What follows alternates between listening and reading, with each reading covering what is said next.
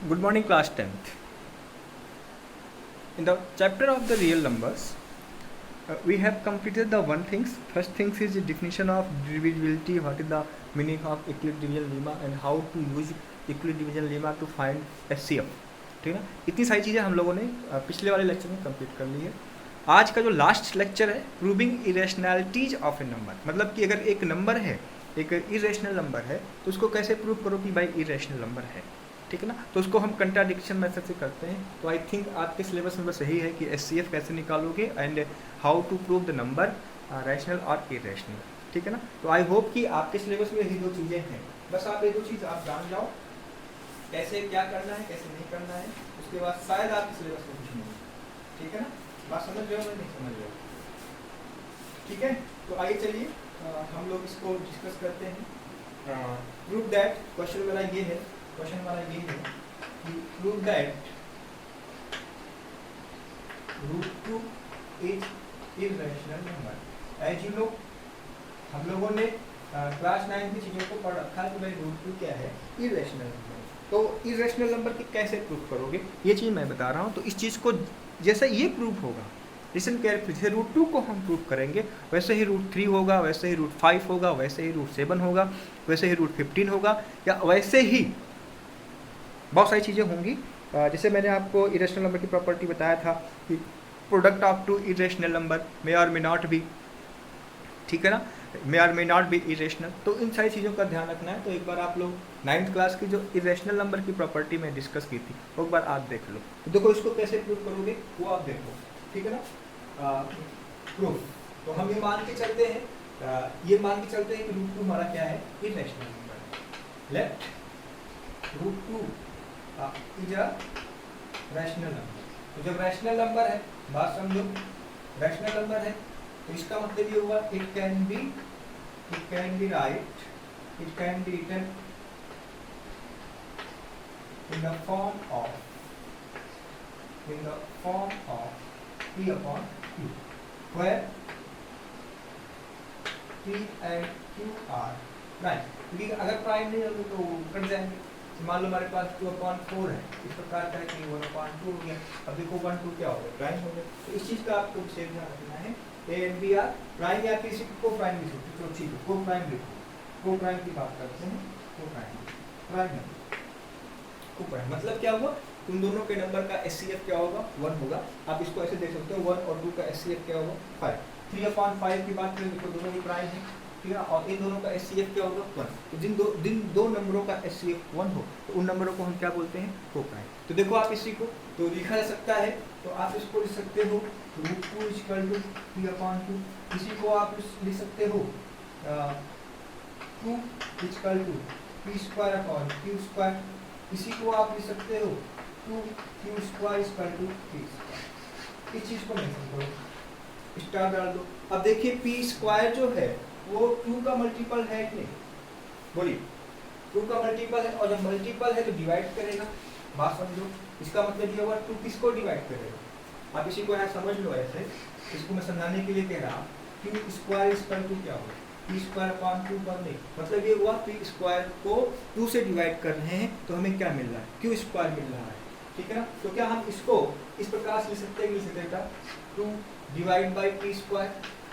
बात समझो, P / P². इसका मतलब ये हुआ कि जब स्क्वायर को डिवाइड कर रहा है तो 2P को भी डिवाइड करेगा.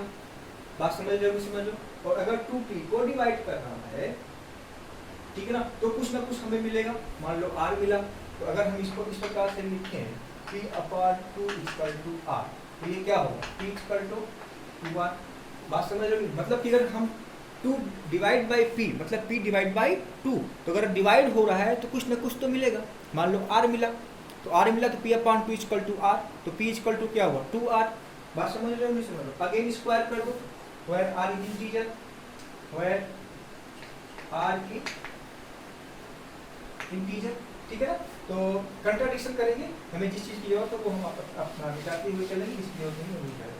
तो अगेन स्क्वायर करो, P² = क्या हुआ, 4R². बात समझो, P = 2R, तो P² = क्या होगा, 4R². तो 4R² की बात है तो P² की वैल्यू क्या है, 2Q². फ्रॉम 1, बात समझो, फ्रॉम 1 पी स्क्वायर के स्थान पे क्या डाल दिया, 2q square equal to 4r square. इसका मतलब क्या हुआ, q square equal to 2r square. अब देखो q square is the multiple of 2 into r square. इसका मतलब क्या हुआ, 2 डिवाइड्स इसको q स्क्वायर, इसी को आप ऐसे भी तो लिख सकते हो, समझो q square upon 2 equal to r square. इसका मतलब ये हुआ 2 डिवाइड्स q स्क्वायर, इसका मतलब ये हुआ 2 डिवाइड्स q। अब देखो 2 जो है p को भी डिवाइड कर रहा है, यहाँ देखो इस चीज को देखो, कर रहा है नहीं कर रहा, इसको आप मान लो सेकेंड और इसको आप मान लो थर्ड। अब देखो 2 एक ऐसा नंबर है जो p को भी डिवाइड कर रहा है और q को भी डिवाइड कर रहा है। तो जो हम लेके चले थे, हम लेके क्या चले थे, p और q क्या लेके चले थे, बेटा को प्राइम है, मतलब उन दोनों में कोई कॉमन नहीं दिख रहा है। लेकिन जब हमने प्रोसेस को कंप्लीट किया तो p और q में कौन सा कॉमन मिला, 2, एक ऐसा नंबर है दोनों को डिवाइड कर रहा है। इसका मतलब क्या हुआ, इसका मतलब ये हुआ अगर हम फर्स्ट एंड सेकेंड को कंबाइन करें, ठीक है ना, फर्स्ट एंड सेकेंड को कंबाइन करें तो इसको मैं मिटा दे रहा हूँ, फ्रॉम सेकेंड एंड थर्ड, ऐसे देखो फ्रॉम सेकेंड एंड थर्ड क्या मिल रहा है, 2 is a common factor, 2 is a common factor. इसका मतलब ये हुआ p and q are not coprime. Agree करते हो, जब नॉट को प्राइम है तो इसका मतलब क्या हुआ, we reach a contradiction, we reach the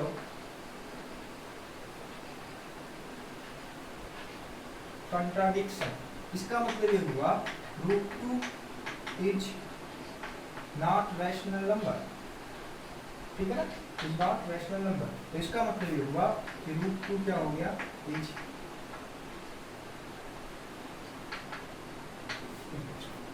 I hope आपको ये बात समझ में आई होगी। On the basis of this we can prove all other बोलो all others irrational number like √3 √5। तो यहाँ होम असाइनमेंट में आप लिख लो। अब टोटल कॉन्सेप्ट डिविजिबिलिटी की है, डिविजिबिलिटी का कॉन्सेप्ट मैंने कल बताया था, है ना। होम असाइनमेंट में आप लिख लो, होम असाइनमेंट में आप लिख दो √3 √5 √7 √10 √11 √14 √17 एंड √15। इतने सारे को आप क्या करो, root they are irrational, root they are irrational. Got the point. So students solve the questions like this, ठीक है ना।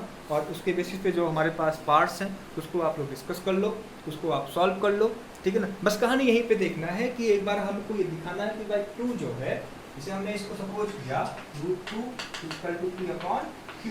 तो मतलब ऐसा कुछ किया कि 2p का फैक्टर हो गया और 2q का फैक्टर हो गया, मतलब p and q are not coprime. हर एक चीज में करना है। 3 की बात करूंगा, 3 के साथ यही चीज चलेगी, ठीक है ना। 4 की बात करूंगा तो 4 तो हमारे पास है नहीं, √4 = 2 हो जाएगा, तो √4 = 2 बिकम्स रैशनल नंबर, तो उसमें ज़्यादा सोचने की जरूरत नहीं। √5 की बात करोगे तो ऐसा हो जाएगा, ठीक है ना। तो इस तरह से बेटा 2 कॉन्सेप्ट, 3 कॉन्सेप्ट हैं, उसके बेसिस पे आप क्वेश्चंस को सॉल्व करो, नहीं आए तो मेरे से पूछो, ठीक है ना।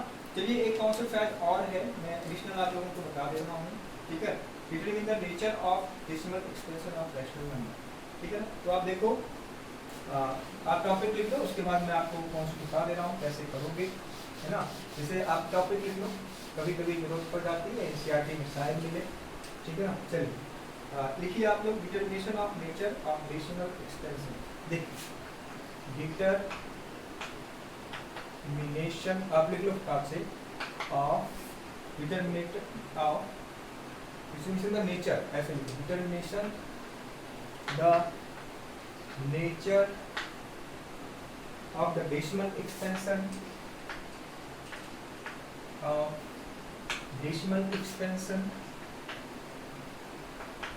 क्या है, of decimal expansion of rational number, decimal expansion of rational number। इस तरह का क्वेश्चन ना हम लोगों ने 9th में भी किया है, बट आप लोग शायद भूल गए होंगे क्योंकि वो आउट ऑफ सिलेबस था। उसको हमने आपको हिंट देके आगे निकल गए थे और समझा के आगे निकल गया था कि भाई इस तरह के क्वेश्चंस कैसे करोगे, ठीक है ना। तो आई होप आप लोग भूल गए होंगे, हमें अच्छे से उम्मीद है, ठीक है ना, क्योंकि जो अच्छी चीज़ें होती हैं आप लोग भूल जाते हो। अभी कोई ऐसी चीज़ आ जाए तो उसको जीवन में नहीं भूलोगे, लेकिन पढ़ने लिखने की चीज़ें है ना सब भूल जाओगे, हमें पता है। तो वो चीज़ तो आप भूल गए, लेकिन अभी जब मैं स्टार्ट करूँगा ना आपको समझ में आएगा कि हाँ सब बताए हुए थे, ठीक है। जैसे देखिए डेसिमल एक्सपेंशन है हमारे पास, उसको किस तरह से आप ये बताओगे कि ये नॉन रिकरिंग, टर्मिनेटिंग है, रिकरिंग, ठीक है ना। तो आप लिखो जैसे हमारे पास ये है, मतलब हमको ये देखना है जो डिनोमिनेटर है, बात समझो, जो डिनोमिनेटर है वो क्या इस फॉर्म में टूट रहा है 2 की पावर m इंटू 5 की पावर n। अगर 2 की पावर m इंटू 5 की पावर n में टूट रहा है तो n क्या भाई, n आर पॉजिटिव इंटीजर, ये ध्यान रखना क्या है, पॉजिटिव इंटीजर है।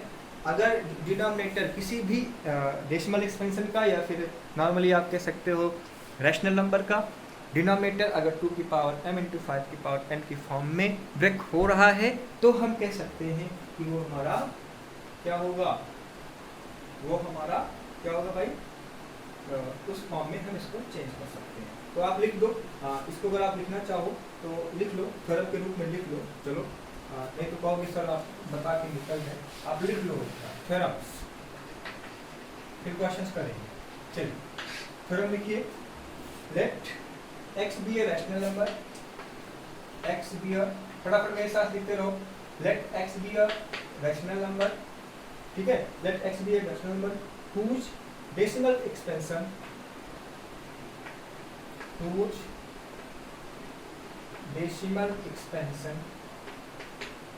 terminating, क्या terminating तभी तो रैशनल नंबर बनेगा। Then x can be express, simple सी बात है, then x can be express in the form p upon q। Then x कोई रैशनल नंबर है, उसका डेसिमल एक्सपेंशन क्या हो गया, टर्मिनेटिंग में हो, ठीक है ना। Then x can be express in the form of p upon q। पर p एंड q क्या है, को प्राइम, p एंड q क्या है, p and q are coprime, p and q are coprime, ठीक है ना। तो हम कह सकते हैं, ठीक है ना, and prime factorisation of q, बात समझना, prime factorisation of q, prime factorisation of q, जो मैं आपको समझा रहा था वो मैं आपको लैंग्वेज में दे रहा हूँ। Prime factorisation of q is in the form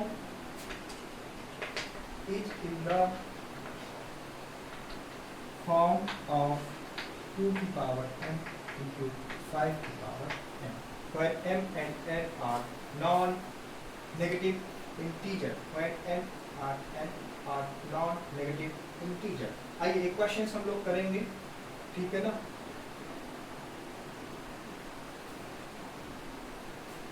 इस तरह से इस कॉन्सेप्ट पे कैसे क्वेश्चन करोगे, और एक मैं कर देता हूँ वो आप लोग करना। देखिए विदाउट एक्चुअल परफॉर्मिंग, क्वेश्चन हमारा ये है, without actual performing of long division state whether the following rational number will have terminating decimal expansion or non-terminating repeating decimal expansion. Also find the number of place of decimal after which the decimal expansion terminate। जैसे हमारे पास पहला question, बात समझो, ये है 17/8, ठीक है ना। हमें ये चेक करना है कि क्या ये डेसिमल एक्सपेंशन टर्मिनेटिंग है, टर्मिनेटिंग नहीं है तो कितने प्लेस के बाद टर्मिनेटिंग मिलेगा, नॉन रिकरिंग है या रिकरिंग है। तो डेसिमल का जो डिफिनीशन है टर्मिनेटिंग रिकरिंग, क्या है, टर्मिनेटिंग एंड रिकरिंग, रिकरिंग। तो रिकरिंग के कॉन्सेप्ट में क्या है, ये हमारा क्या हो जाएगा बच्चा, रैशनल नंबर हो जाएगा। आपको शायद डिफिनीशन पता हो डेसिमल एक्सपेंशन की। तो टर्मिनेटिंग एंड रिकरिंग, तो आप देखो 17/18 है, 17/18 को हम क्या लिख सकते हैं, 8 को हम क्या लिख सकते हैं, 17 2 की पावर 3, 5 का हिसाब किताब लेंगे तो इसको हम सकते हैं 5 की पावर 0। तो आप देखो इसमें इसका पावर क्या है 2 है और एक का पावर क्या है 3, तो हम कह सकते हैं कि दिस इज देखो आप इसको लिख सकते हो, दिस इज टर्मिनेटिंग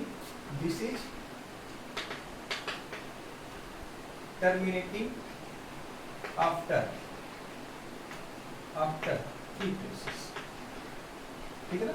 यहाँ पे 3 है, मतलब कि जितना पावर होगा वो क्या हो जाएगा बच्चे, जितना पावर होगा वो उसके बाद जो है वो रिपीट करेगा, टर्मिनेट करेगा। जैसे हमारे पास दूसरा वाला क्वेश्चन है 64, क्वेश्चन नंबर 2, 64 अपॉन 455। अब 455 को सॉल्व करोगे तो 455 को अगर हम क्या कहते हैं सॉल्व करेंगे, 5 9 जा 1, ठीक है, 5 9 45 5 तो एक के साथ 7 से कटेगा, 7 3 7 2 9 7 21। जो फैक्टर है भाई वो फैक्टर है इस प्रकार का है 5 × 7 × 30। देखो इसको तो हम इस प्रकार ले सकते हैं, ठीक है ना, 2 की पावर 0 × 5 की पावर n, लेकिन ये जो है ये चीज नहीं होनी चाहिए, ठीक है ना। देखो जो 7 × 13 है तो हम कह सकते हैं ये जो नंबर आएगा वो क्या होगा, नॉन टर्मिनेटिंग रिकरिंग, ठीक है ना, नॉन टर्मिनेटिंग रिकरिंग। तो टर्मिनेटिंग रिकरिंग या फिर हम कह सकते हैं नॉन टर्मिनेटिंग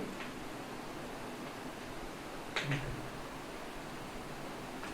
ठीक है। हमारा फंक्शन क्या हो जाएगा, वो रैशनल नंबर होगा। तो आई होप आपको समझ में आ गया होगा। अगर कोई पूछता है कि कोई हमारे पास एक्सटेंशन दिया हुआ है, इसको आपको ये बताना है विदाउट एक्चुअल डिवीजन, ठीक है। पहले तो हमारे पास ये था जिसे हमारे पास 1/3 है, इसको हम डिवाइड करते थे 3 डिवाइड बाई 1 और निकालते थे। तो आपको एहसास होता था क्या, बोलो, आपको एहसास होता था कि ये क्या है, नॉन टर्मिनेटिंग है, कभी खत्म नहीं होगा, ठीक है ना, बट रिकरिंग, ठीक है। तो आप देखो अगर 1/3 का फैक्टर करोगे, 1/3 के फैक्टर्स में 1/3 × 2 की पावर 0 × 5 की पावर लिख सकते हैं, बट इस 3 का क्या करेंगे, तो सीधे हम लिखेंगे ना नॉन टर्मिनेटिंग। तो आई होप आपको ये बात समझ में आई होगी। इस तरह से रियल नंबर कंप्लीट हो रहा है, ठीक है ना। रियल नंबर के क्वेश्चंस आप लोग करो, नहीं आए तो मेरे से पूछो। एक लास्ट चैप्टर बचा हुआ है, वो है ट्रायंगल्स। सिमिलरिटीज़ की बात करूँगा, तो कल से हम लोग नेक्स्ट डे से हम लोग सिमिलरिटीज़ की बात करेंगे, ठीक है ना। आज के लिए बच्चा इतना ही, थैंक यू।